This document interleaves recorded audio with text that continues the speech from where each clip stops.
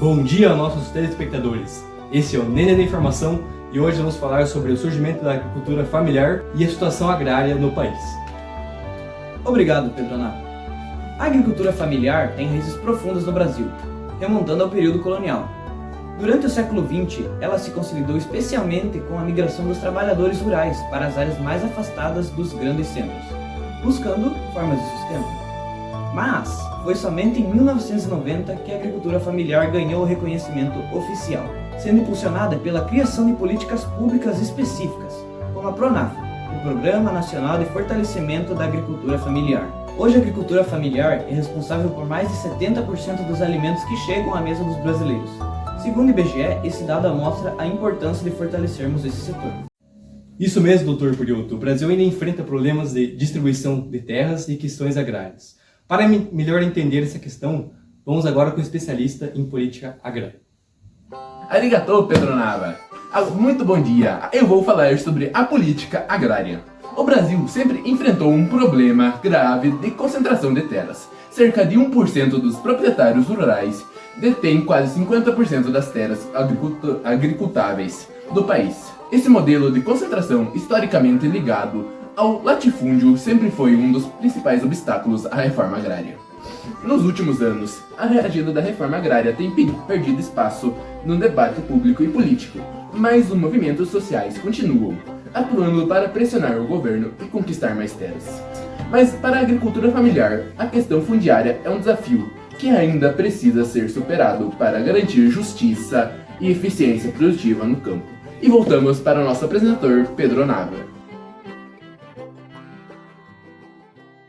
Além de questões políticas agrárias, o Brasil ainda enfrenta problemas de sustentabilidade.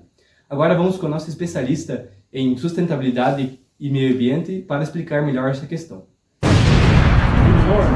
A sustentabilidade tem sido um dos maiores desafios para a agricultura familiar.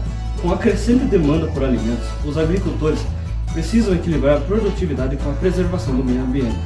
Muitos agricultores familiares adotam práticas de agroecologia, buscando produzir sem agredir o solo, a água e biodiversidade. No entanto, a falha de acesso a tecnologias e recursos financeiros ainda é um grande obstáculo para muitos agricultores familiares. Apesar disso, há iniciativas promissoras, como programas de certificação orgânica e parceria com ONGs, que ajudam a transformar pequenos produtores em grandes referências de sustentabilidade. Yes, baby!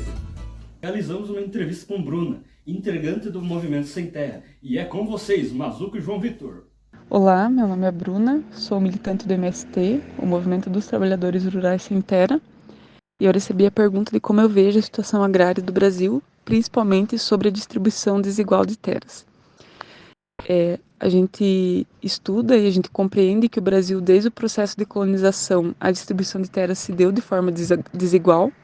Se resgatarmos lá de 1500, as primeiras formas oficiais de distribuição de terra foram as capitanias hereditárias, as sesmarias, onde o rei de Portugal presenteava os nobres portugueses com grandes extensões de terras do nosso país. Então, já nesse processo, a concentração de terra aconteceu no nosso país e principalmente concentrado nos nobres.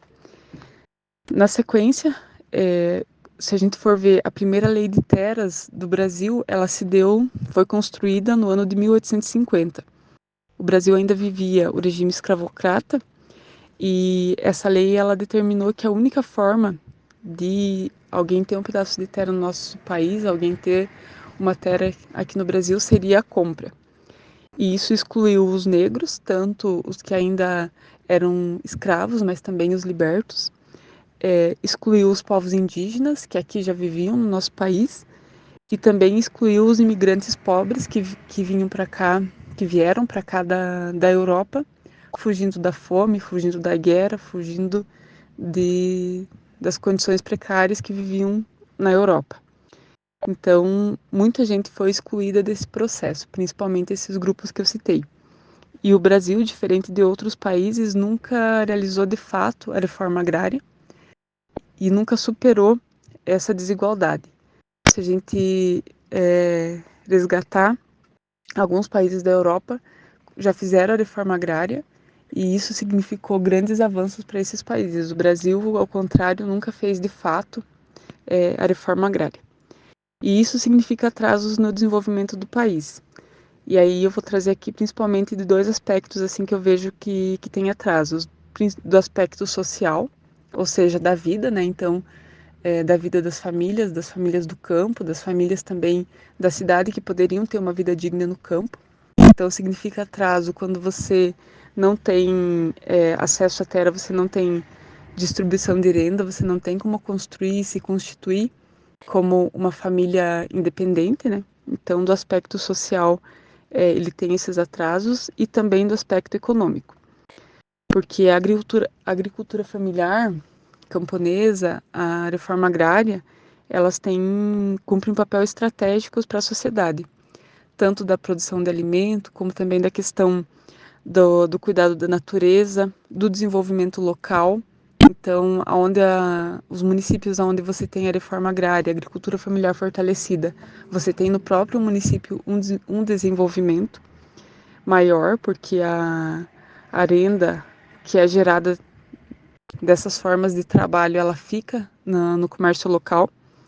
E também você distribui a renda quando você tem várias famílias no campo produzindo e ali produzem a sua própria renda e a sua própria vida. No geral seria isso. Acho que teria mais aspectos, mas de forma bem breve, assim, as principais questões que eu trago em torno dessa questão. Muito obrigado, doutor Eduardo. Agora partiremos para o segundo bloco, onde temos notícias e previsão do tempo. Infelizmente, o Flamengo foi eliminado pelo Peñarol na competição Copa Libertadores da América. Mas, felizmente, ele conseguiu ganhar do patético Paranaense. Alguns canalhas do segundo COP fizeram o Daniel em tamanho real, para venerá-lo, porque ele é maravilhoso. Muito obrigado pela participação, pessoal. Paulo, onde você está, Paulo? Quero lá! Forte abraço, até mais.